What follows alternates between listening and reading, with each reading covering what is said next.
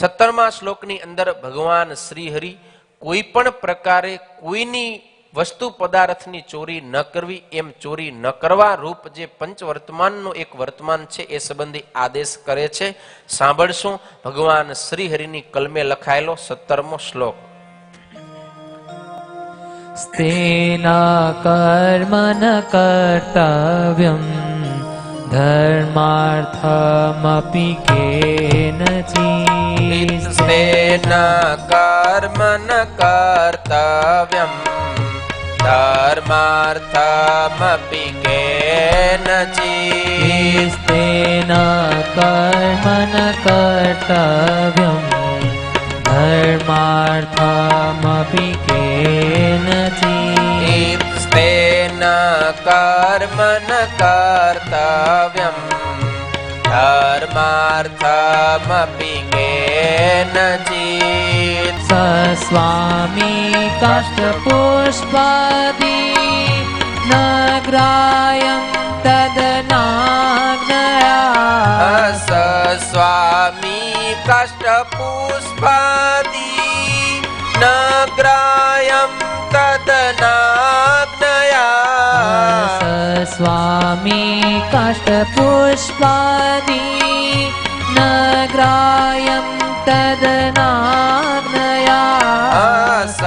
સ્વામી કાષ્ઠપુષ્પાદિ ન ગ્રાહ્યં તદનાજ્ઞયા.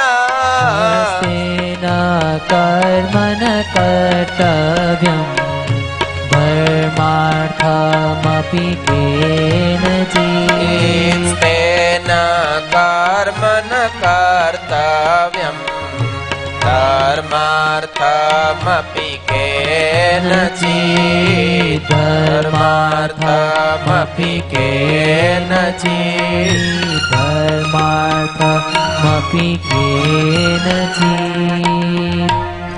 સ્તેન કર્મન કર્તવ્યમ ધર્માર્થમપી કેનચિત સ્વામી કાષ્ઠપુષ્પાદિ ન ગ્રાહ્યમ તદનાજ્ઞયા. અને ધર્મ કરવાને અર્થે પણ અમારા સત્સંગી કોઈએ ચોરનું કર્મ ન કરવું અને ધણિયાતું જે કાષ્ઠ પુષ્પ આદિક વસ્તુ તે તેના ધણીની આજ્ઞા વિના ન લેવું. આ શ્લોકની અંદર ભગવાન શ્રી હરિ ચોરીનો નિષેધ કરે છે. કોઈ પણ પ્રકારે કોઈના વસ્તુ પદાર્થની ક્યારેય ચોરી કરવી જોઈએ નહીં. અત્ર દ્વે નિષેધ વાક્ય અવાંતર વાક્યમ ચૈકમ ઇતિ ત્રીણી.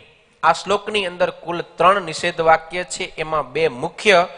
પહેલું, ધર્મ કાર્યને અર્થે પણ ચોરી ન કરવી. બીજું, કાષ્ઠ પુષ્પ આદિ પણ ધણીને પૂછ્યા વિના ક્યારેય લેવું નહીં. અવાંતર નિષેધ છે. ચોર જાતિના મનુષ્યોએ પણ ચોરનો કર્મ ક્યારેય કરવું જોઈએ નહીં, અર્થાત ચોરી ન કરવી જોઈએ.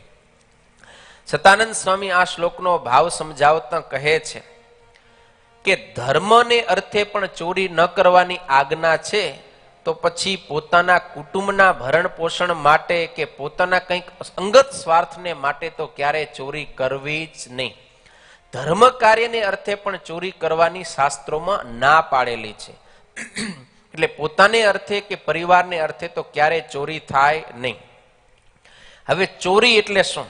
ચોરી કોને કહેવાય? જો કે બધાને ખબર છે, પણ છતાંય આ શ્લોક ચોરી ન કરવા ઉપર છે. એટલે ચોરનું કર્મ કહેવાય કે ને ચોરી કેને કહેવાય એ તો આપણે સમજવું પડશે ને. હા, નકર ઘણી વખત માણસો ચોરી કોને કહેવાય એ સમજતા ના હોય એમ. પણ અહીંયા કને બહુ સરસ વ્યાખ્યા આપે છે સતાનંદ સ્વામી કે ધણીની હાજરીમાં, હા ભરજો, ધણીની હાજરીમાં બલાત્કાર એટલે કે હઠાત, ધણીની મરજી નથી છતાંય આપણે બાય ફોર્સ એની કોઈ પણ વસ્તુને લઈ લઈએ તો એને પણ શાસ્ત્રમાં ચોરી જ કહેલી છે. અથવા તો ધણીની ગેરહાજરીમાં આપણે એની કોઈ પણ વસ્તુને લઈ લઈએ તો એને પણ ચોરી કહેલી છે. તો નોર્મલી આપણા મનમાં જે આમાં બીજા નંબરની વ્યાખ્યા એને આપણે ચોરી સમજીએ એમ કે ભાઈ કોઈ હાજર નથી ને આપણે લઈ લીધો તો ચોરી કીધી. પણ હાજર હોય ને આપણે બાય ફોર્સ લઈ લઈએ તો આપણે એને ચોરી નથી સમજતા, સમજી રહ્યા. પણ શાસ્ત્રમાં એને પણ ચોરી કીધું છે કે હઠાત બલાત ધણીની હાજરીમાં પણ આપણે કોઈ વસ્તુ પદાર્થને લઈ લઈએ છીએ તો એ પણ ચોરી જ છે. એવું કર્મ પણ ક્યારેય કરવું જોઈએ નહીં. પારકું દ્રવ્ય આપણે લૂંટીને લઈ એ ચોરીનું કર્મ કહેવાય છે. અને એવું ચોરીનું કર્મ એના થકી કંઈ પણ આપણે ધન ઉપાર્જન કરેલું હોય, આપણને આવક થઈ હોય, એ ક્યારે પણ ધર્મ કાર્યની અંદર વાપરવું જોઈએ નહીં. કેમ?